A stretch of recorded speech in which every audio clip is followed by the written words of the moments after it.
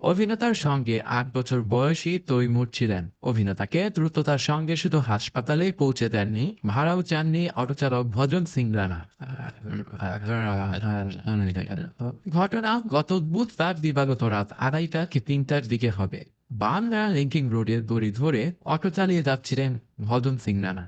সাইফের বাসভবন সদ্গুরু সরল অ্যাপার্টমেন্টের কাছ দিয়ে যেতে যেতে হঠাৎ দেখেন সামনে এক নারী রিক্সা রিক্সা বলে চিৎকার করছেন। ততক্ষণে বাড়ির ফটক থেকেও কয়েকজনের ডাক শুনতে পান তিনি। জেট পেরে একটু এগিয়ে গিয়েছিলেন ভজন। ডাকাডাকি শুনে ইউ টার্ন করে এসে দরজার সামনে অটো থামান।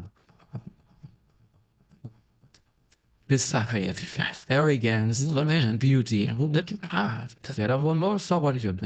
জেভিকো সাইফ আলী খানের সাদা কুর্তা তখন রক্তে ভেসে যাচ্ছে। নিজের পরিচয় দিয়ে অটোচালক ভজনকে কাছে হাসপাতালে নিয়ে যাওয়ার অনুরোধ করেন অভিনেতা। কথা রাখেন চালক, যত দ্রুত সম্ভব তাকে নিয়ে যান লীলাবতী হাসপাতালে। এমনকি কোনো ভাড়াও চাননি তিনি। এজন্যই এবার পুরস্কার পেলেন অটোচালক।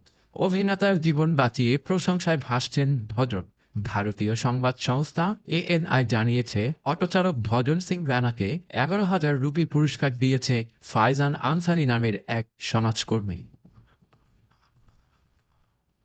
পুরস্কার পাওয়ার পর ভজন বলেন, ওই সময় আমার একমাত্র উদ্দেশ্য ছিল কত দ্রুত আমি তাকে নিয়ে হাসপাতালে যেতে পারবো, সেটাই করেছি। সাইফ আলী খানকে সে সময় সহযোগিতা করতে পেরে বেশ